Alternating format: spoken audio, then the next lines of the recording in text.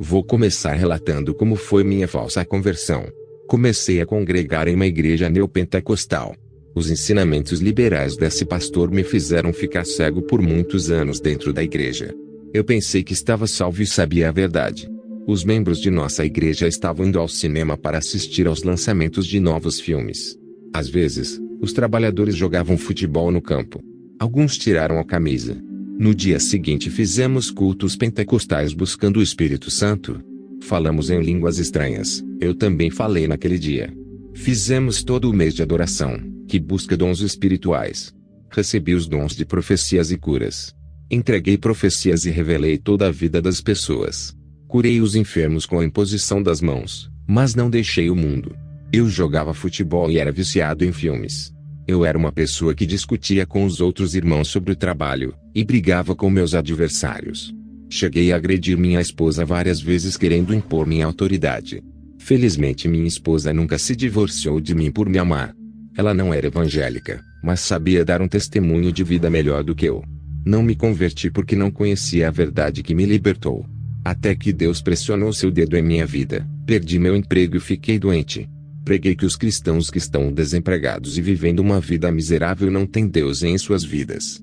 E os cristãos doentes, eu disse que eram amaldiçoados. Eu zombei deles dizendo que o diabo tomou conta de suas vidas. Eu tinha um emprego que ia muito bem e gozava de boa saúde. Eu disse que Deus deve estar em minha vida se estou recebendo essas bênçãos. Até que fui derrubado e humilhado por Deus por minha autoexaltação. Fiquei muito doente, e sem capacidade para trabalhar. Fui despedido da empresa. Orei a Deus, dizendo: Senhor, sou teu servo, não aceito essas maldições do diabo. Deus não me ouviu. Eu estava desmaiando, e minha esposa cuidou de mim. Eu estava acamado e fraco demais para me levantar. Eu só consegui andar com a ajuda da minha esposa. Ela me levou ao hospital, mas minha doença estava escondida dentro do meu corpo, e os médicos não conseguiram descobrir a causa. Fiquei com medo de saber que a doença era algo sobrenatural, porque os médicos não descobriram a causa.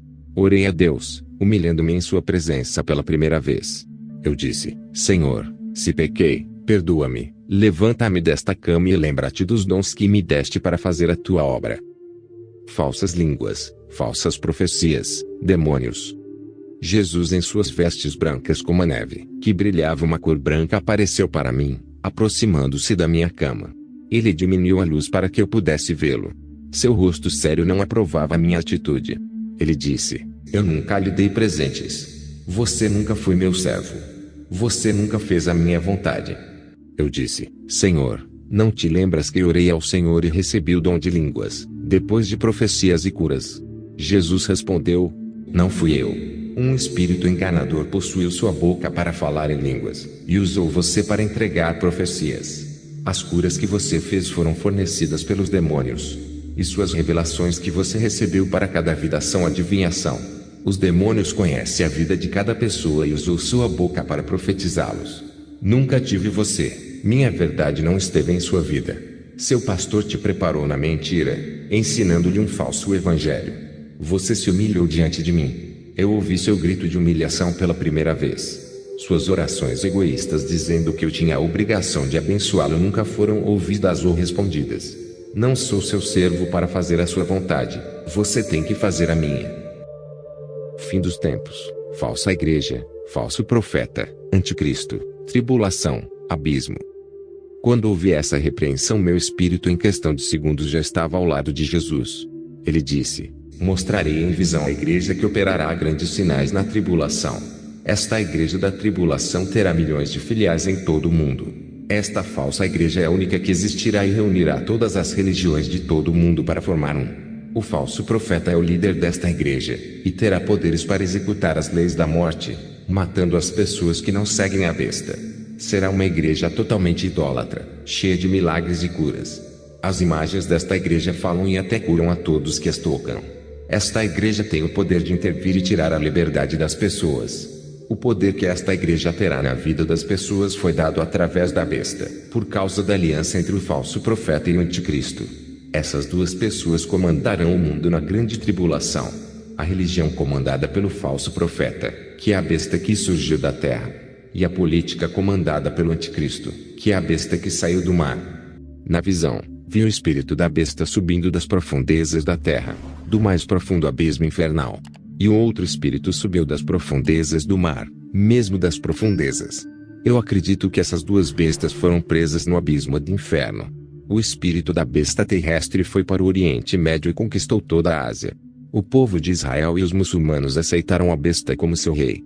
Este homem introduziu a religião anticristã que surgiu como toda a aparência de caridade é bastante atraente. A falsa aparência de bondade oferecia ao povo toda iniquidade e abominação. Ele não lutou contra o mal, mas fortaleceu o pecado. Essa falsa religião criou dois deuses de carne nos quais as pessoas podiam ver e falar. O falso profeta fez a população mundial se curvar diante dele e do anticristo. Essa religião foi a mais idólatra de todos os tempos, e operou tantos sinais como nunca havia visto antes. Nem mesmo as igrejas de nossos dias fizeram tantos milagres como eu vi na visão. Os falsos profetas de nossos dias serão muito pequenos em operações de cura em comparação com esta religião que virá para subjugar o mundo. O anticristo será um homem estratégico, e conduzirá todas as religiões a uma única religião, para a qual o falso profeta será o maior líder religioso de todos os tempos. O mundo tomado pela religião implantada pelo anticristo será marcado com seu signo. Esta marca fará com que muitos sejam propriedades da besta. E milhares e milhões de demônios foram liberados para trabalhar na igreja do falso profeta. Fiquei assustado ao ver vários cultos de sombra negra invadindo a terra. Todas as pessoas que iam às suas igrejas não eram fiéis a Deus. Suas congregações permaneceram com o mesmo nome da denominação fundada por seu pastor. Mas na tribulação quem estava sendo adorado no templo era a besta. Sua estátua estava dentro de todas as igrejas terrenas que eram locais de adoração diante de Deus. Todo o povo cristão, que havia negado a Jesus, estava dentro dos templos sendo submisso à maior autoridade da terra, o falso profeta. A imoralidade atingiu um nível tão alto que todo tipo de pecado era considerado normal. A vida espiritual das pessoas foi envenenada pelo sistema religioso da besta. As pessoas estavam espiritualmente mortas por meio do ensino, da adoração e da idolatria dos dogmas da besta. O Espírito Santo não opera mais na vida das pessoas por causa da podridão do pecado. A submissão do povo ao ensino anticristão fez com que o Espírito Santo se afastasse deles. O Espírito Santo estava com aqueles que tinham o selo, e permanecia escondido dos perseguidores. A falsa igreja causou a morte espiritual de quase toda a população mundial. Não havia mais igrejas evangélicas para adorar a Jesus. Os templos foram invadidos pelas imagens da besta. Os verdadeiros adoradores adoravam Jesus em lugares secretos. E os grandes sinais, curas, aparições estranhas e línguas, aconteciam nos templos dos adoradores da besta. Tudo isso aconteceu sem a presença do Espírito Santo. Milhões de pessoas adorando, várias igrejas abertas, mas os escolhidos de Deus não estavam lá, porque Satanás usurpou o altar da adoração tomando os púlpitos dessas denominações, profanando-os com suas imundícies. O povo de Deus perdeu sua liberdade e pregou a palavra oculta de Deus. O que me foi revelado foi que o sistema religioso mundial reinará na Terra, e nenhuma outra religião resistirá a esta gigantesca organização que esmagará o mundo e aniquilará todas as religiões da Terra. Jesus me disse: escreva tudo o que você viu e testemunhou na Terra. Crianças no inferno. Vendo esta visão, meu espírito desceu ao inferno. Eu vim para um lugar onde há muitas crianças. Eu vi uma criança sendo chicoteada no inferno. O demônio, quando me viu, mostrou a vida daquela criança. Ela gritou com os pais quando foi repreendida. Essa criança teve um ataque de fúria e bateu com a cabeça na parede, chutando e socando os pais. Um espírito maligno possuiu aquela criança de 7 anos, permanecendo dentro dela até sua morte. Percebi o quanto ela sofreu e alcançou os demônios como adultos. Há crianças de 5 a 11 anos que estão sendo atormentadas. Eles gritam o nome de seus pais para tirá-los daquele lugar. Televisão. O demônio que chicoteava aquelas crianças disse: eles eram inocentes até a televisão. Os jogos roubaram sua inocência. Eu os tornei corruptos, deixando suas mentes maliciosas, e alguns deles praticaram atos sexuais precoces.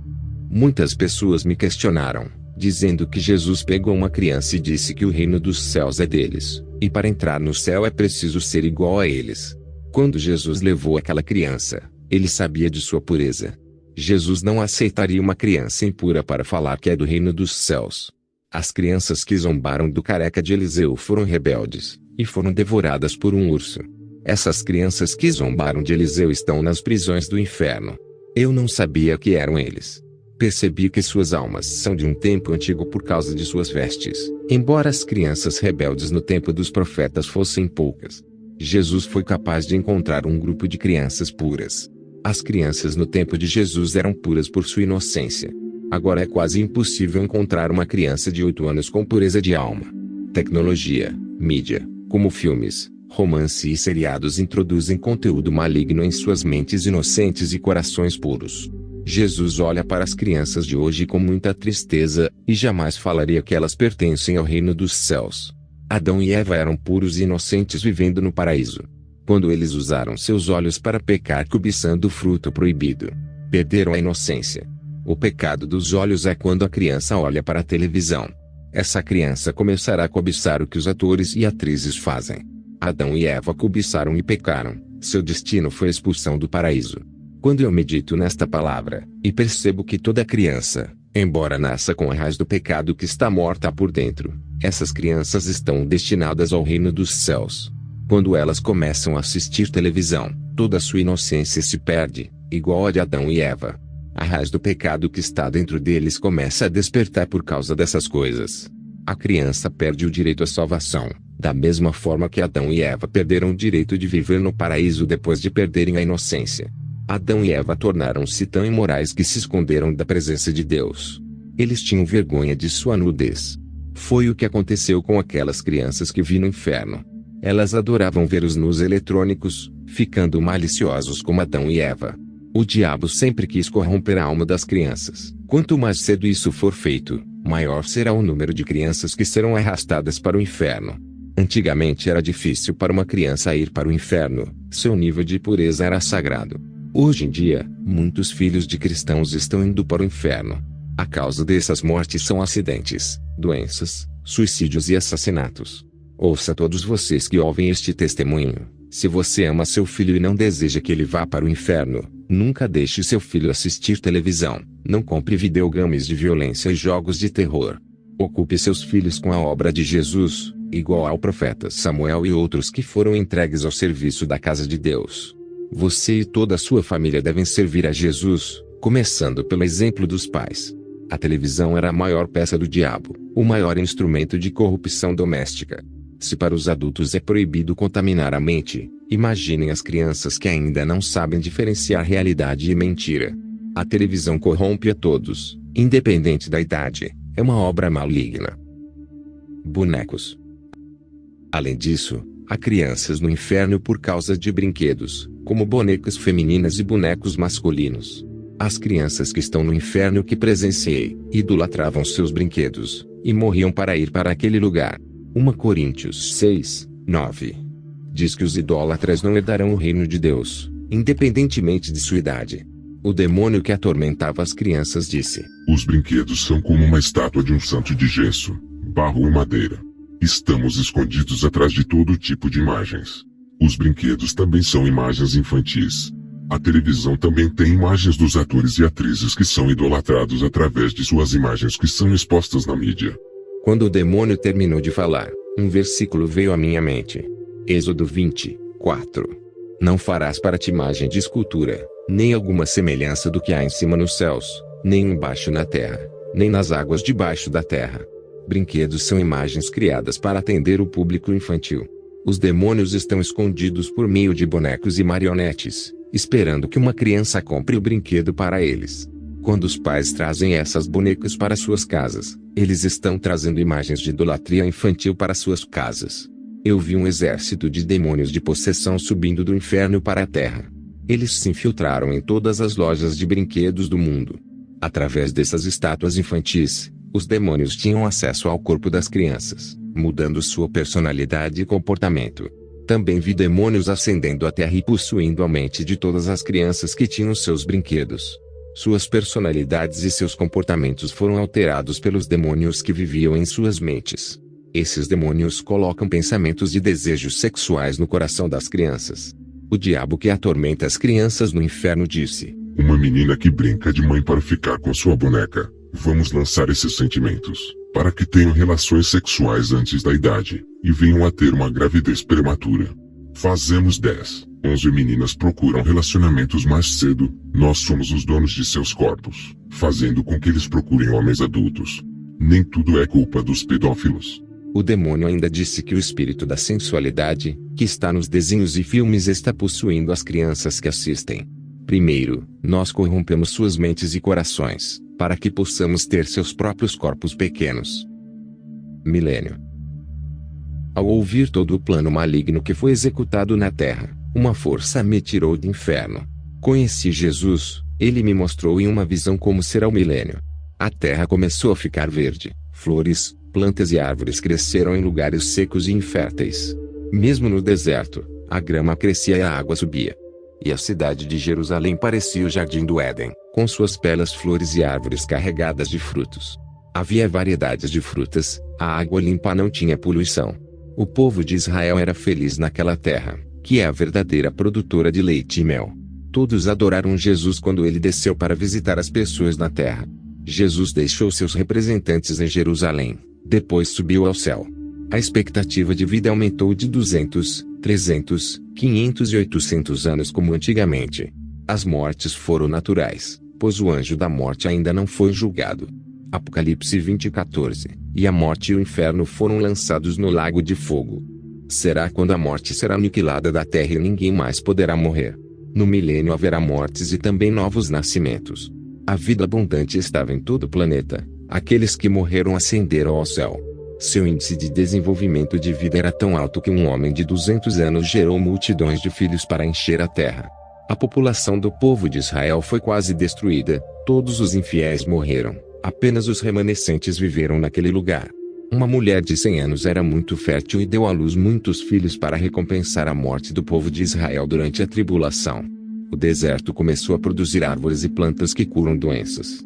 Essas pessoas que estavam lá ainda não tinham seus corpos mudados, mas ainda tinham suas naturezas pecaminosas, mas obedeciam a Jesus. Pessoas que não eram de Israel viajaram para Jerusalém, que é a sede do governo mundial. É de Israel que Jesus passa as leis aos 4 cantos do mundo. Israel se torna o país líder que governa o mundo. Deus exalta a sua nação diante dos povos. Suas promessas de fazer de Israel uma grande nação são cumpridas. Leões comiam grama, todos os animais carnívoros se tornaram vegetarianos. As cobras não tinham mais venenos. As pessoas brincavam com os leões e as cobras, nadavam com os crocodilos. A natureza estava em harmonia, o clima não estava desorganizado e invertido como hoje. O que é plantado, dado, e todo alimentado com o fruto da terra. O dinheiro e a moeda criada pelo ambicioso, bancos e mercados voltados para o financista foram destruídos. A terra deu tudo substituindo o mercado e os bancos. Ouro, jaspe de Deus, substituiu o papel moeda. Quando o povo chorou, ficou feliz em ver Jesus descendo do céu para eles. Irmãos, meu espírito andou pela Jerusalém milenar, é algo maravilhoso. Sobre a Jerusalém terrestre, havia uma cidade de ouro flutuante que estava acima das nuvens. O povo de Israel viu esta cidade, ela está no universo, bem no topo do nosso planeta. Era longe para considerar a altura do universo até a Terra. Mas seu brilho era tão resplandecente quanto o sol. À noite aquele quadrado gigante brilhava como uma estrela, parecia uma cidade de fogo porque era todo de ouro amarelo. De dia não era tão visível quanto à noite. Uma grande nuvem cobria aquela cidade durante o dia, como a nuvem que cobre o sol. Êxodo 13:21. E o Senhor ia diante deles, de dia numa coluna de nuvem, para os guiar pelo caminho, e de noite numa coluna de fogo, para os alumiar, para que caminhassem de dia e de noite. Foi assim que vi a cidade quadrada à noite brilhar como o sol, e de dia uma nuvem a cobriu. Tanto o fogo quanto a nuvem simbolizam a direção e o caminho certo. De alguma forma, aquela cidade celestial estava liderando a cidade terrena de Jerusalém. O fogo e a nuvem eram a presença de Deus que guiava o povo de Israel. A Jerusalém celestial bem em cima da Jerusalém terrestre significa que a presença de Deus está olhando para Israel de cima. A luz que vinha da cidade de cima irradiava bênçãos, prosperidades e a unção daquele povo. A igreja estava na cidade celestial com Jesus. Onde está o rei? Deve estar a rainha, ele governará o mundo com ela. Quando alguém estava triste na Jerusalém terrena, Jesus desceu e o consolou. O povo desta cidade viu anjos. Eles desceram e se manifestaram ao povo. Até comeram frutas e legumes depois. As leis que foram colocadas no mundo eram sobre retidão, moral, santidade e o dever de cada pessoa. A tecnologia que nasceu do fruto da ciência do mal, que contaminou o mundo inteiro para as crianças, não existia mais. Jesus comunicou-se com seu povo quando desceu. A igreja estava na Jerusalém Celestial, junto com o Pai e o Espírito Santo. O Espírito Santo terminou sua obra na terra. Ele foi o mediador do povo para Jesus, quando ele estava ausente da terra. Isso não significa que Jesus não possa estar na terra, pois é claro que Jesus veio nos visitar. Mas como o Espírito Santo estava na terra, era necessário que ele, Espírito Santo, ficasse. Agora que Jesus se manifestou ao seu povo, o papel de mediador do Espírito Santo entre Jesus e o homem foi anulado. Jesus agora está tão perto deles como seu rei, seguindo os descendentes de Davi. Ele é o último rei da semente de Davi, o rei eterno que permanecerá com seu povo para sempre. Deus Pai não podia ser visto pelo povo de Israel, eles ainda eram mortais. A igreja não podia descer a Jerusalém terrena, as pessoas tiveram seus corpos mudados e são santas. Tive o prazer de ter essa visão ao lado do meu mestre.